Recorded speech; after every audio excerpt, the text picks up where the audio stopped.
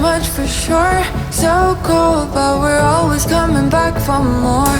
Egos in this wicked game, it's all for sure. Oh, I've got you.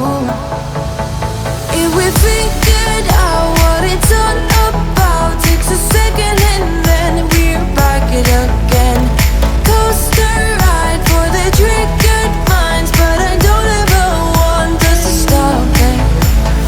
Go ahead to let me smile for all I care. Just wanna stay close, don't say that. Ain't gonna leave ya. I don't wanna sabotage. You're a million.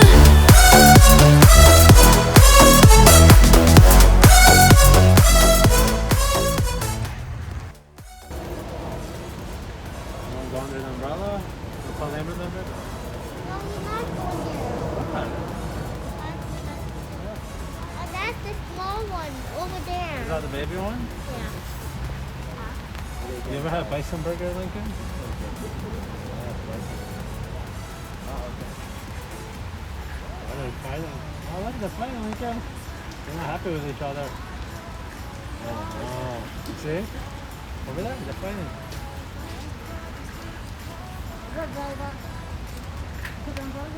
Maybe they just took each other's cars, right?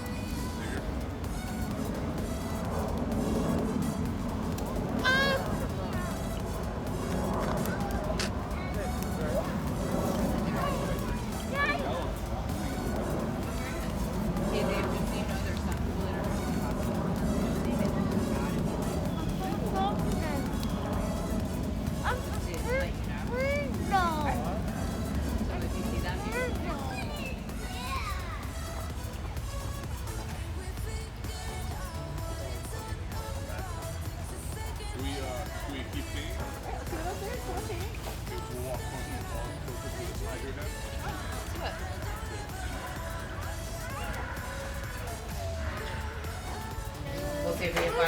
I think this one has a tiger. You see it? What? See it too? What's that? Where are they? I think.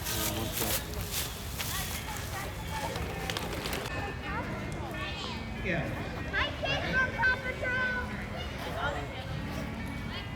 Good job.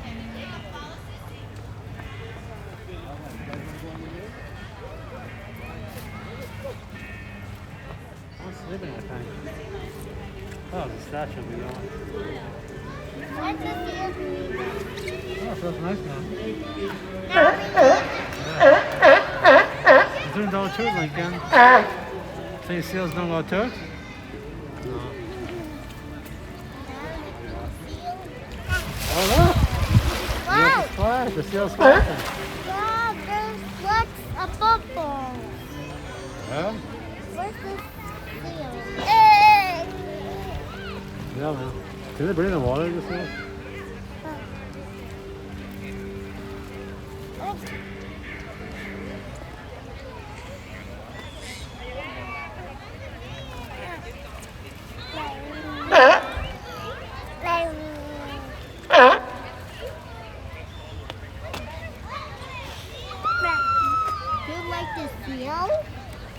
Yes, No, don't bother. Lincoln, please don't bother him.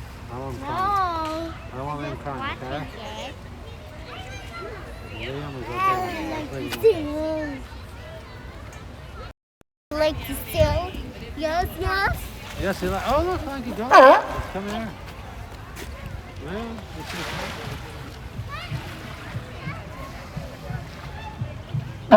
oh, thanks, Dollar Tree Cake.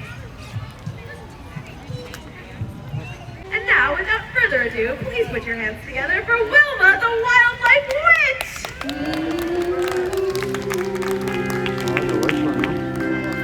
We are scary.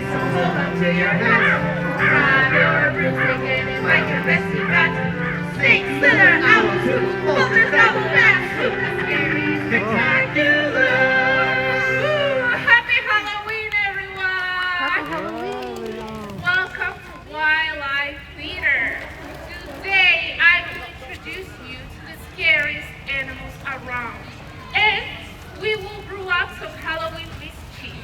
Okay, so to conjure my friends, we will all need to recite the magic spell. Okay, so repeat after me. Snake slither, owls hoot,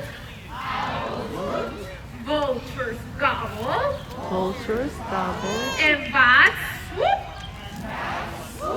Great job, everyone. Now let's do it all together. Here we go.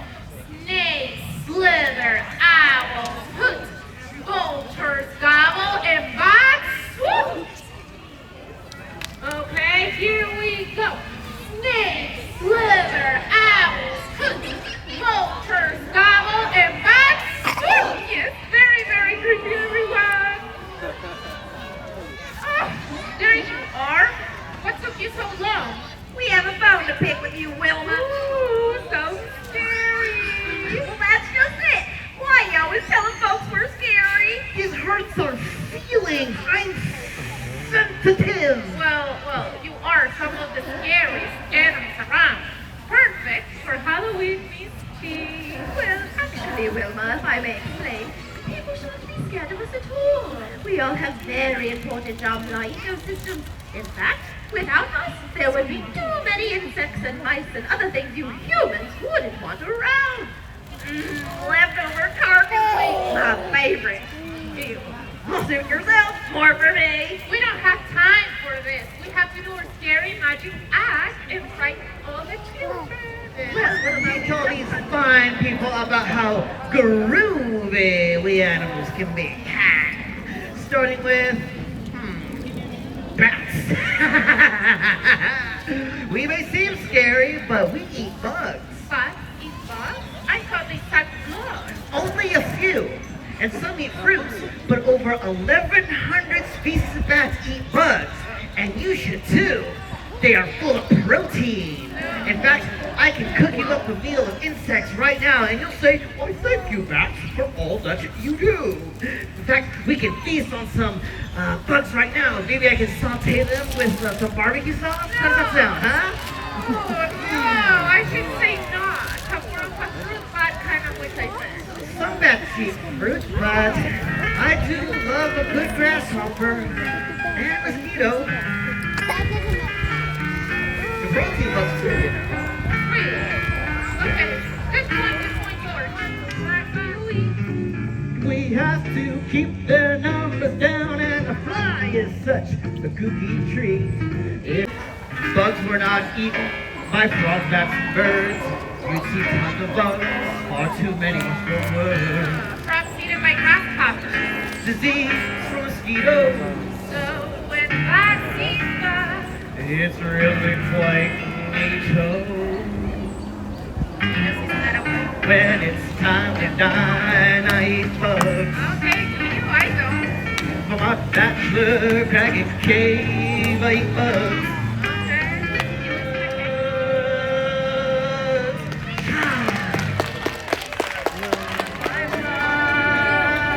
Don't be afraid. Believe me. Don't take it. Next could be a day.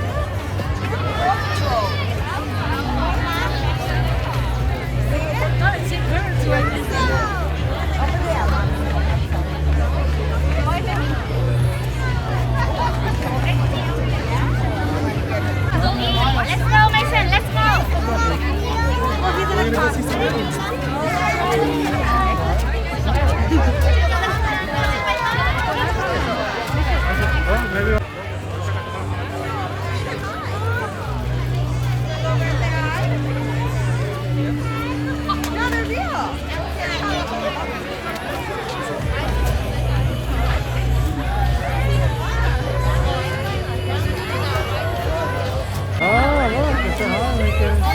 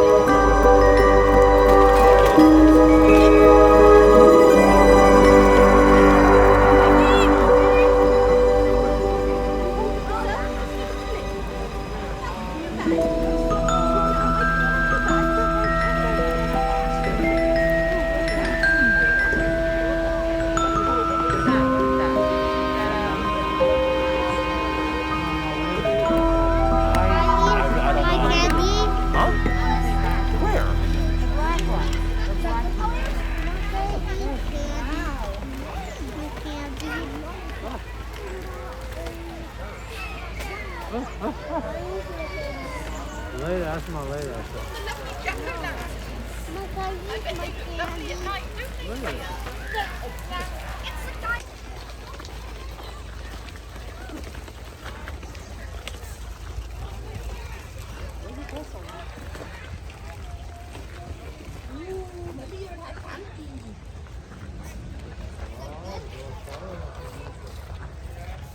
Which one you like the best? Which one's my favorite? I know, it's very tempting to explore. I do understand. Make them explore like that?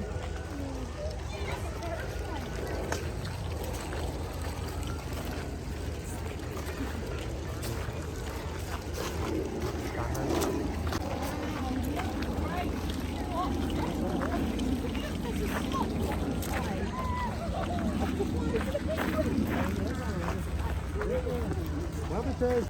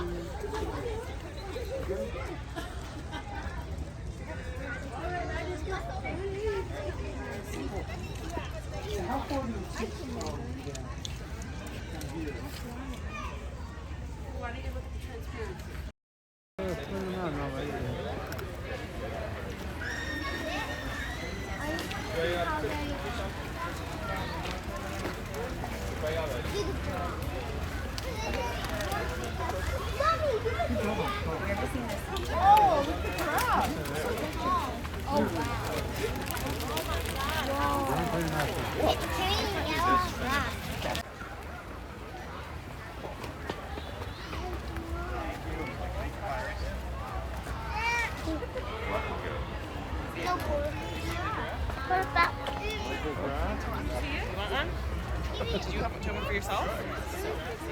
I don't care. Just keep them out. I mean, get it. I gotta stop right. Yeah, no kidding. We're gonna open the other side house? Or are you gonna try? Hey, Ellie. Do you see the giraffe? Yeah. Did you give one to Ellie, Jude? You did? Yeah. Did he give one to Ellie? Yes, he did. Pirate's booty. He's ready to find time to Mama, are you my What a wild candy? move. Mama. She feels like every 6 months candy? she'd have another. I feel like she must just have a lot in the refrigerator she needs to get through. What do you think? Elephant, koala, or rat? Koala. I'm thinking of koala.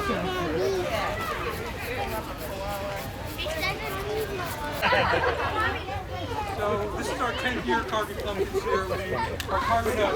Oh yes, yeah, wow, yeah. So Sue is going to do a quick carve. We give Sue 10 minutes to do this quick carve. You can spend essentially I'll let her draw. She's going to sketch on koala first. So right now, that is called a relief carving. It's a very shallow carve. Sue actually, right out of college, worked for the Franklin Mint, creating coins for them. So she learned that technique of leaf carving, which transfers really well to this style of pumpkin carving. That's out of pumpkin, yeah? That's right, there's a skeleton on the stage, and that's what this is going to be right here. This is now, she's done her outline, and now she's getting in with, we use loop tools that are for clay sculpture. Things like these. You can get these at any art supply store. They're also great for kids because they're really safe. They're supposed to use the knives.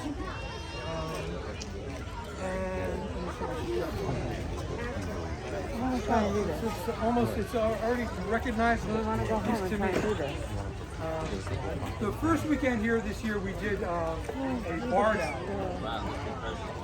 And that's a 2-day sculpture, just like this, a 2-day sculpture.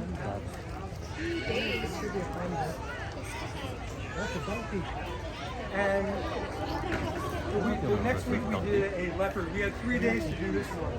So we spent 3 days on that. Oh, there it is. Oh, and that's the back of it. So you can see how we build is a structure of wood going in here. And we hang the pumpkin on the wood. Just like you see here.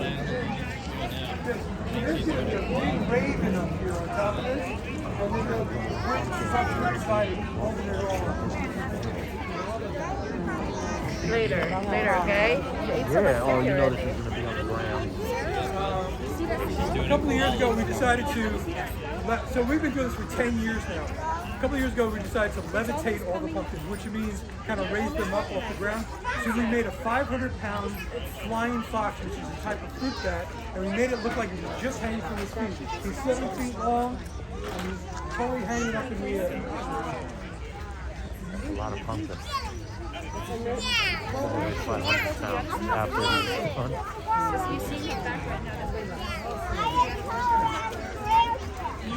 So there's a whole elaborate system inside this holding them up. Because it's really heavy and really delicate. Like when we first started a few weeks ago, we had some 83 days. It was like, so it lasted a few days. The one last week only lasted till Wednesday. So we started on Saturday, it lasted till Wednesday. This kind of weather here is good, so we could get a whole week out of this kind of weather. A couple of years ago, we were asked if we wanted to do if we could do a pasta sculpture. So we made a macaroni pony for a food and wine festival. It's all out of macaroni. So let's check in with Sue now. Okay, so what we do is let me check on Sue's time. It's 36, so you've got 4 minutes to finish this thing up. We can spend hours working on a single small pumpkin like this.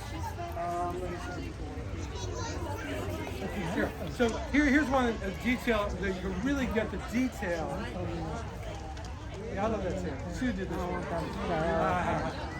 So if that's if you have a lot of time you can spend.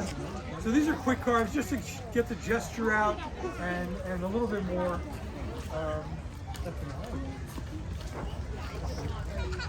And then if you can also add other vegetables. So while you're carving these things, you can cut up sweet potato or carrots and things like that. So like this here has white potato for the teeth, sweet potato for the tongue. I think so, butternut squash for the nose and carrots for the eyes.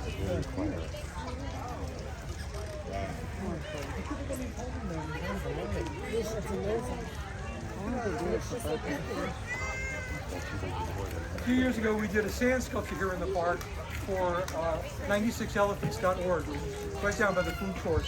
And we actually created a sand sculpture, 25-ton sand sculpture of 96 elephants. And actually, there's 96 elephants in this sculpture. If you counted them all going back, there's actually 96 elephants. Oh, good. It goes small. They should work for Disney. It's all made out of sand. Now let's check in with Sue. How's she doing? Hey, come on, it's time to look like a koala. What do you think? That's good. It is a koala. All right, you got 2 minutes.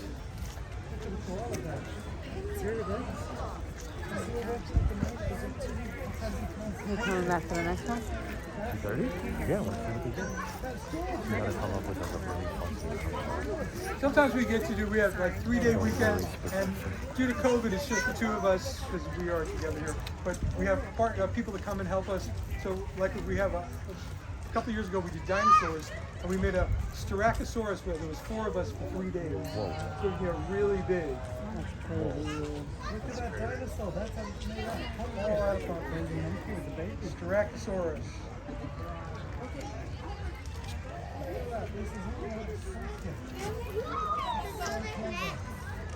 Here you go. I also do ice carving.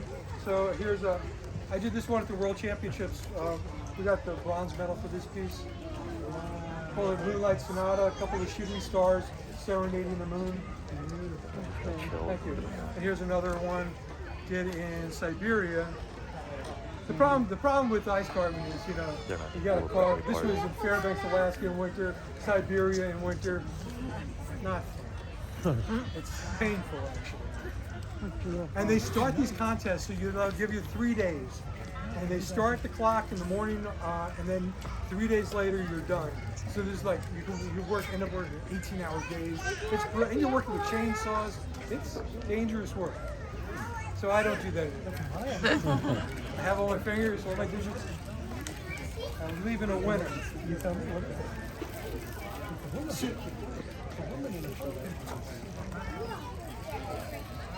Sue here does something really cool. She takes antique pocket watches from the 1800s, takes the gears out and puts them back in and makes scenes inside the pocket watch. Here's a library inside a pocket watch. What?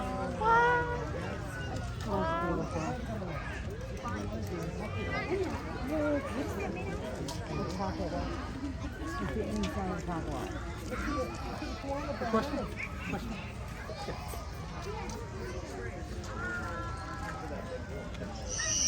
That's a good question. How many pumpkins do we use for these big sculptures?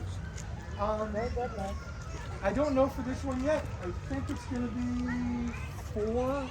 Right? Probably 4 of these. Some of these other ones, like this one here, I think this was like, I think 8 200-pound pumpkins, something like that. Yeah, maybe.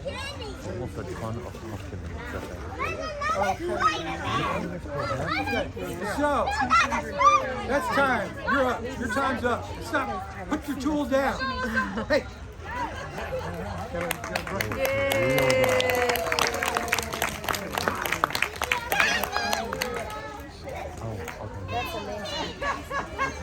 Oh, I thought he was going to run. So here is Sue's koala. That's crazy. Look at it. Sorry, thank you. Not bad. His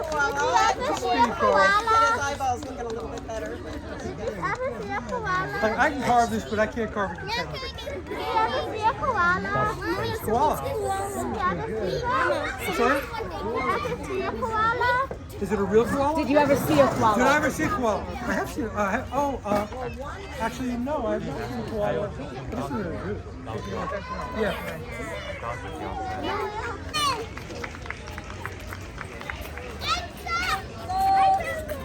What happened, Chase? What happened, Chase?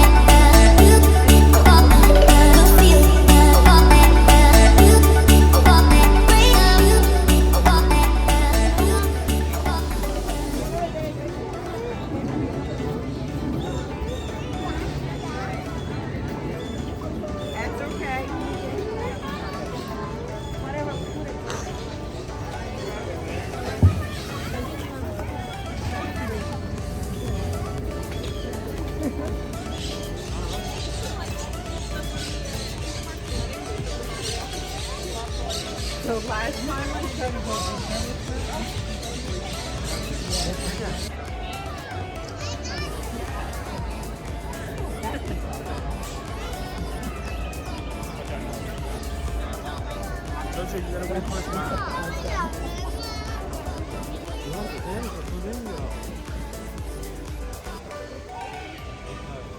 What color is the flamingo like that?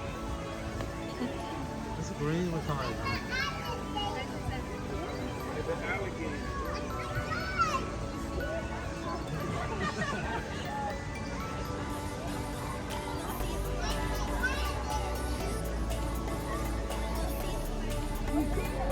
I think the bigger animals are more exciting.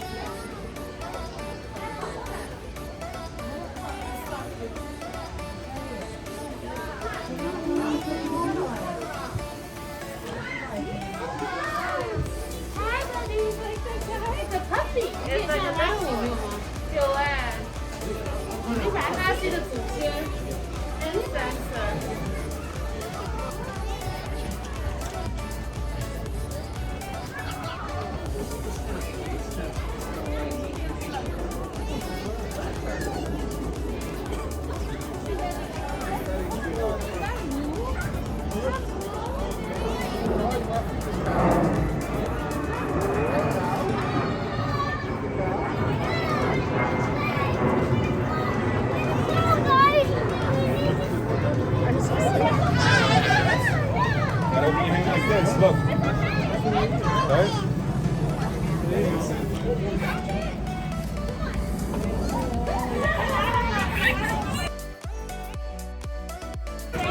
Another one? Okay.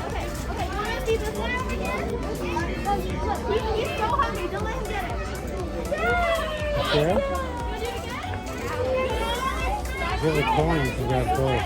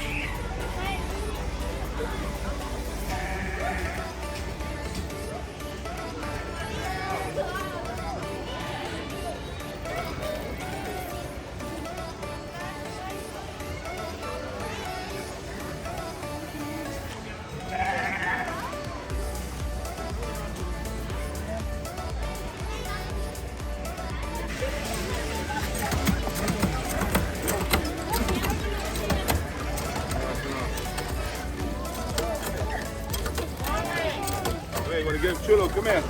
Pop, look. Give us some water, Still not working.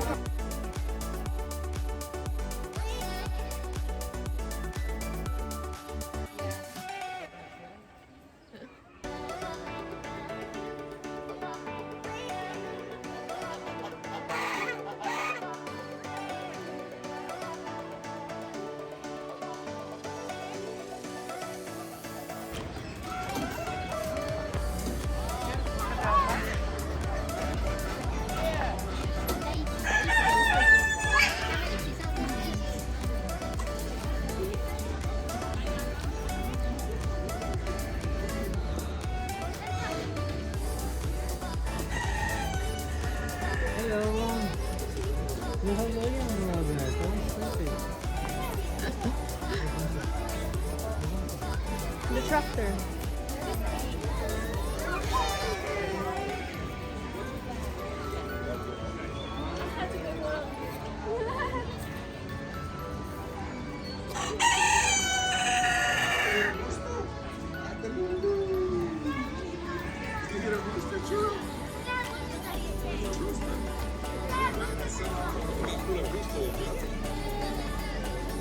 That's him right there. Look at him. Can you see his face?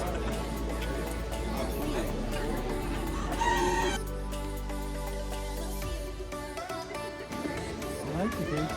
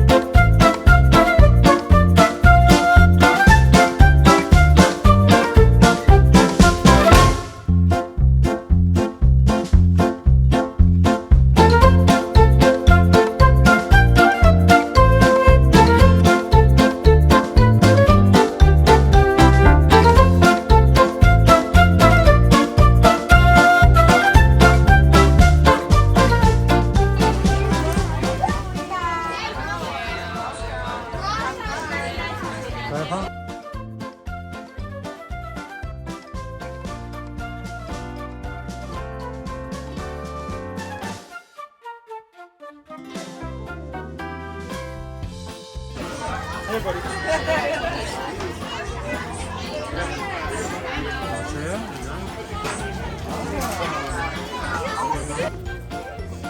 nice.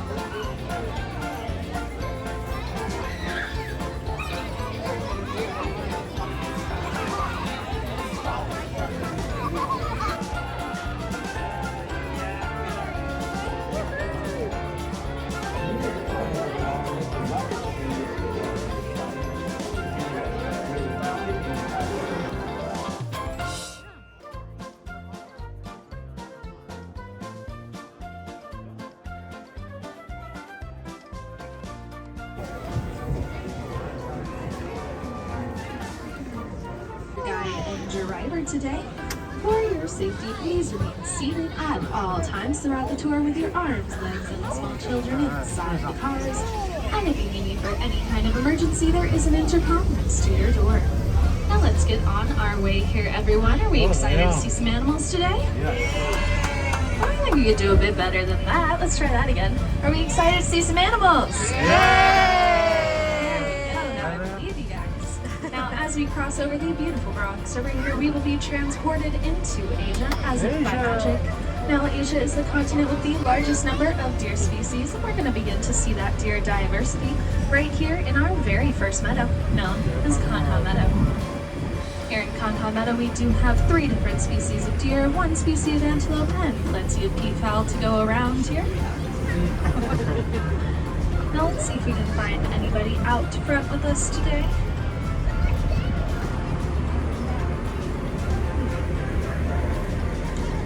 Unfortunately, I don't think I can spot anybody out here with us right now, but we are going to catch on up to them once we do wrap around to the other side of their meadow here in just a few minutes. But in the meantime, we are going to listen to our keeper, Michelle, tell us just a little bit more about Kanha Meadow. Hi, my name is Michelle. I'm part of the Wild Asia Keeper team. We call this area Kanha Meadow, where we care for about 40 Barasingha deer, 15 axis deer, 10 black buck, and a pair of muntjac. We start our day by checking on all the animals, making sure they are healthy, behaving normally, and safe. Sometimes, fawns and calves are born overnight. Newborns are given a neonatal exam, which includes weighing, vaccination, and tagging for identification purposes. While the animals are in the meadow, we prepare their nighttime holding areas so that they have a safe and clean place to spend the night. And like she said, we are going to be catching up to our black buck antelope, our axis deer, our Barasingha deer, and our brand new deer here at the BRONX ZOO, the Bactrium deer, once we do catch on up to them around to the other side of their meadow here in just a few minutes. Now in the meantime, we are going to be entering our very next field here. The very next animal that we're going to be seeing on our tour today was actually labeled extinct in nature, but has since been brought back from extinction. And I'm not talking about the T-Rex from Jurassic Park, I am talking about our Mongolian wild horses. Also known as the Przewalski horse, these guys were actually labeled extinct in nature in the 1960s.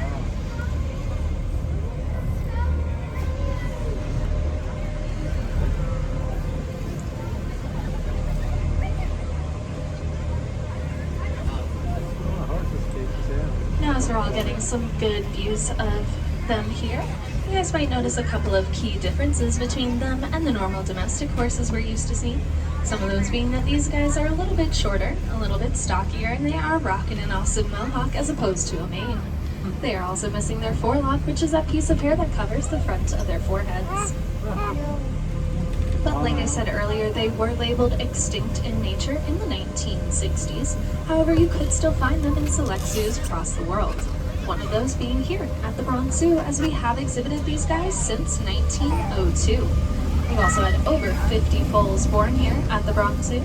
And now, thanks to successful breeding and conservation efforts by us and many others around the world, we have been able to return these beautiful horses back into their natural habitats. Now, we do only exhibit an all-female herd of Przewalski horses, so we did just meet all of our lovely ladies back there. However, as we are making our way up this hill, you guys might start to notice that we do like to give our animals lots and lots of room to roam around, play, and graze, as we're just now in the back of our Mongolian wild horse exhibit. So we are going to listen to Jonathan Slatt, our Russia and Northeast Asia coordinator, tell us just a little bit more about our Przewalski horses. I'm Jonathan Slatt, and I'm the Russia and Northeast Asia coordinator for the Wildlife Conservation Society. I believe that wildlife has a place on this earth, and my job is to find practical solutions that allow people and wildlife to thrive together. Peter Przewalski's horse went extinct in the wild in the 1960s. On a recent trip to Kazakhstan, I thought about the ongoing and successful efforts in that country to bring these horses back to the Central Asian steppe. The world needs happy stories, to watch the impossible become possible, and to see hope restored. That's what's happening today with Peter Przewalski's horse. Now, as we're making our way into our next field here, the very next animals that we're going to be seeing on our tour are going to be our gaur and our brow antler deer. Now, our gaur are going to be pretty difficult to miss, as they are big, brown, and have amazingly huge horns. They are the largest wild cattle in all of Asia. However, it looks like they're just on the other end of their field, so we're going to catch up in just a moment. But we do usually also have our brow antler deer here in this field as well. However, those guys are not joining us today, but they do get their name from their very uniquely shaped antlers that look like two eyebrows coming from the front of their forehead. And every year deer do shed their antlers, and every year they regrow them. So all of our deer here in Asia are currently in the process of regrowing those antlers. Now if you look over towards your right hand side, all the way over in that back corner there, you'll start to see our gaur. Now keep a close eye on these guys, as we do have 4 baby gaur with us today. 2 of them are just about almost 4 months old, one is just about 3 weeks old, and the other is just about 2 weeks old. Now our gaur can grow to a pretty impressive size of weighing about 2,000 pounds. Standing at 6 feet high and 10 feet long, that size makes it very, very easy for them to defend themselves against almost any kind of predator they may face in the wild, including a tiger, which we're going to see next.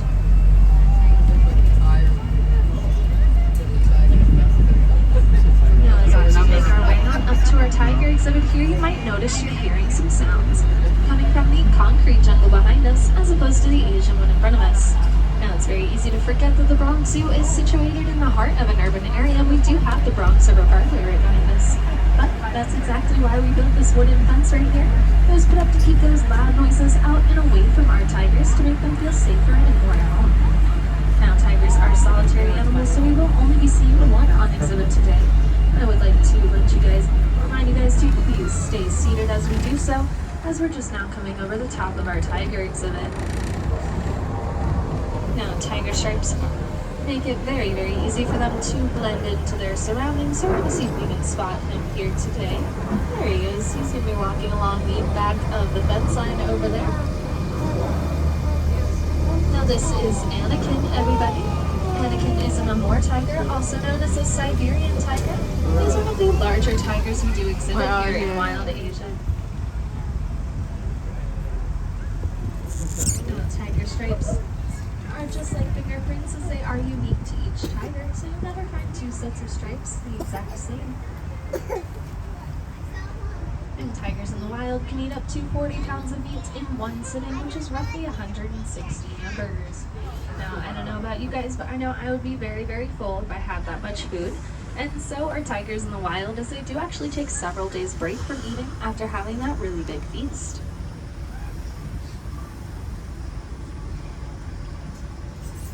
And as we do start to say goodbye to Anakin back there, please remember to keep your arms, legs, heads, and anything you want to take back with you inside the cars, because we are going to be getting a very, very up-close view of our gaur here. And don't forget to look for those babies.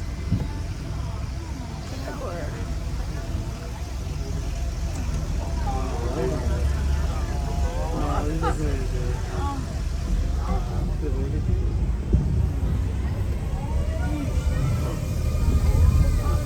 we're also entering the back of our compound meadow where we started today's journey at. We're going to see if you can spot these other deer and antelope here. If you do look on the left-hand fence side, you see those golden honey-colored deer. Those guys are Barasingna deer, but if you look straight down in front of us here, with those white spots, those guys are our axis deer. However, if you look way in the back and you see those guys with the black backs, the white bellies, and the squiggly horns, kind of on the left-hand side of that fallen tree, those guys will be our black-buck antelope.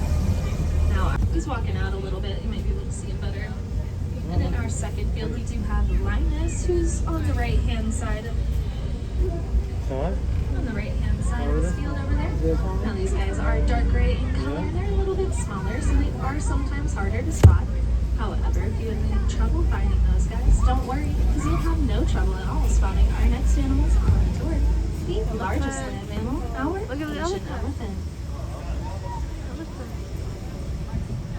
I know I just said you'd have no trouble finding them, but she's just going to be just past these trees up here. She's kind of on the other side of the field. Catch up in just a moment, but we will be meeting Miss Patty here today. Now, Patty is over 50 years old, weighing in at just around 10,000 pounds. Patty.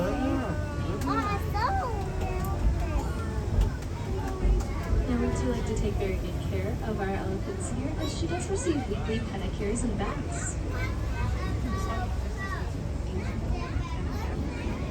You might also be noticing that she does not have tusks, and that's because she is an Asian elephant, and only the male Asian elephants will grow tusks, whereas the females will not. Unlike the African elephants, where both the males and the females will grow tusks. But as we do start to say goodbye to Miss Patty back there, we're going to be saying hello to Miss Callie. Callie is one of our Indian rhinoceros, and she's going to be right inside her mud wallow over here. Now I know she might look like a rock laying down there, but the easiest way to tell a rock from a rhino is if their ears wiggle.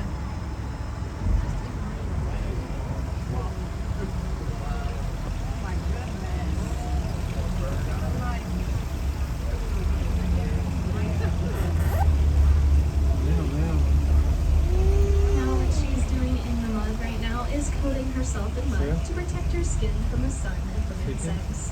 Because even though rhinos do look like they are armor plated, it couldn't be further from the truth, as it's just the way their skin folds over. So they may seem tough, but they're actually quite sensitive. So the elephant is a rhino? Yeah. And like I said, she is an Indian rhinoceros, which means she does only have one horn, as opposed to the southern white rhinos over in the zoo center who do have two horns. Over there, they are more of a herding animal as well, so you might see them in a group, whereas over here, Callie is similar to our tigers in the fact that she is solitary. Now we've had over 11 baby rhinos born here at the BRONX ZOO, and our mama rhinos do remain pregnant for up to 16 months, giving birth to a baby weighing up to 100 pounds. Yikes. Now this mud wallow right in the center there was actually put there when we opened our rhino exhibit here in Wild Asia, and has been progressively made bigger by our rhinos stomping around in it. Now we are going to listen to just a little bit more about some of the different rhino species we do like to try and help save out in the wild. Yep. The rhinos you see here are Indian rhinos. We work with habitats all over the world that are homes to rhinos. Here is a note from our field office in Sumatra, Ed Wulan, who works with the Sumatran rhino. Sumatran rhinos are the smallest of the world's rhinos, and they are considered critically endangered. My name is Wulan Pusparini, and I'm the Species Conservation Specialist for WCS Indonesia program. We carried out an island-wide survey of the last wild population of Sumatran rhinoceros in Indonesia. With so many unknowns on how to manage Sumatran rhinos in the wild or captivity, our study showed definitively that we must protect them at source. The cost of doing nothing could be the extinction of the species, and I can't imagine that. Now, as you guys might have noticed, we've entered our next area here, which is home to our sandbar deer, which are going to be the dark chocolatey brown guys, and our nilgai antelope, which are going to be the light tan guys. Now, our sandbar deer might also look like they're going just a little bit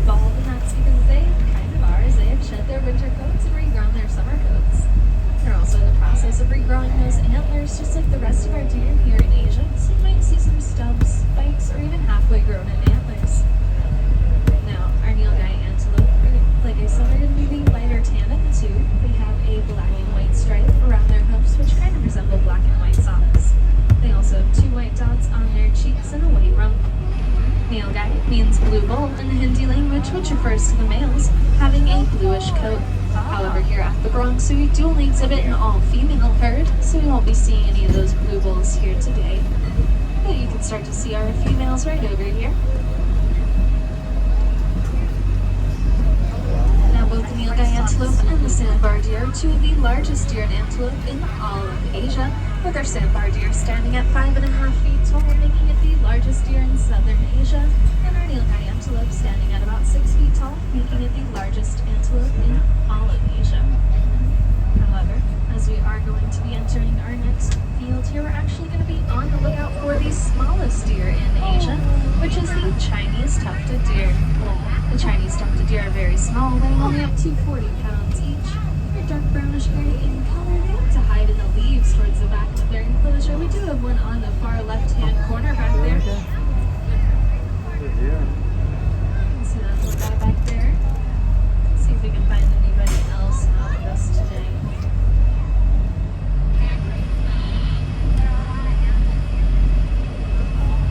Unfortunately, I don't think I can see any more of these guys out at the moment. Mostly. Oh, actually, we have 2 right back up there on top of this hill, sort of, right next to that tree there. And we have another one right over here on the right-hand side. And if you're able to get a closer view of one of our males, you would have seen that they do have 2 canines that grow to 2 centimeters in length, giving them the nickname the vampire deer. And as we do cross back over the BRONX over here, we do know that many captive animals call the BRONX ZOO their home, but many wild animals also call the BRONX ZOO their home. And the server plays a very important part in that. The server provides habitats for different ducks, turtles, fish, geese, migratory birds, and even an osprey or a hawk now and then will come down and scoop up some dinner. Now as we're entering our next field here, you might notice some very rocky terrain. The rocky terrain is actually quite perfect for our markhor and our Himalayan tar. Now our markhor, you can kind of see them down over in the left-hand side against that fence there, but we do have some more coming up over here. Now those guys have these big, beautiful spiral horns. The male's horns can grow up to 3 feet in length, and the female's horns can grow up to about 1 foot in length. The males also have a long beard, while our females have a goatee. Now we do also have our Himalayan tar here in this field. Those guys are going to be a little bit more difficult to spot because they do look very, very similar to our markhor. However, some of the biggest differences is that their horns are shorter and go straight back into a crescent shape as opposed to curling. The last time Their we came coat here, is he a was little really bit like so shaggier, close a little to bit us. darker in color. He was close to us. Lincoln, move a little Now bit both the closer. markhor and the Himalayan tar can jump up to 6 feet high without a running start. They've been known to climb trees so that they can reach the freshest leaves. They also have rubber-like cores in the center of their hooves, which makes rock climbing very, very easy for them. Similar to if we were to wear a hiking boot to go rock climbing. As we do make our way past this big giant tree right here, if you look straight down just past it, you'll see Linus, our red panda. He's kind of pacing against the gate, so, oh, there he goes. He's going back up. Might be able to get a glimpse of him.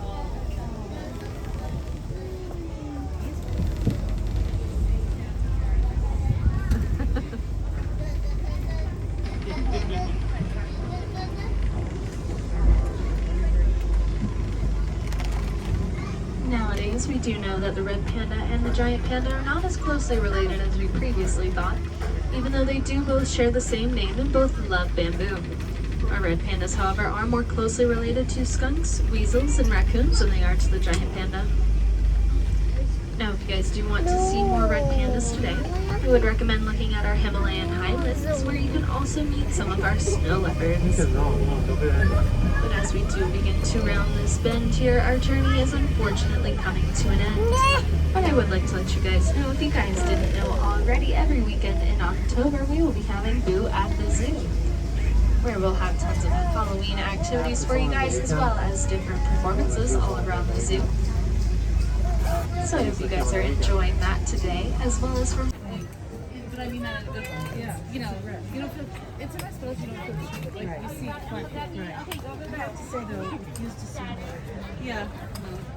I don't know why that is. Yeah. Some animals.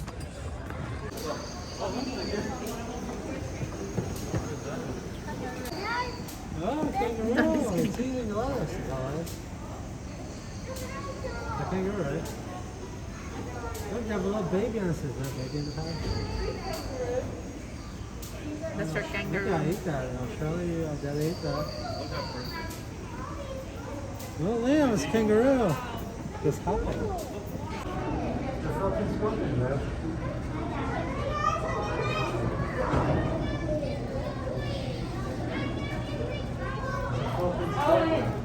Let's see the way walking there. He goes, no, like it now. Don't jump.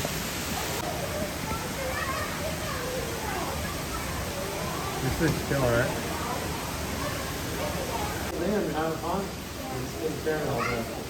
Oh, you need to breathe. Liam, boy. Liam? Oh, yeah. You're killing me. Go back to Daddy. You carrying?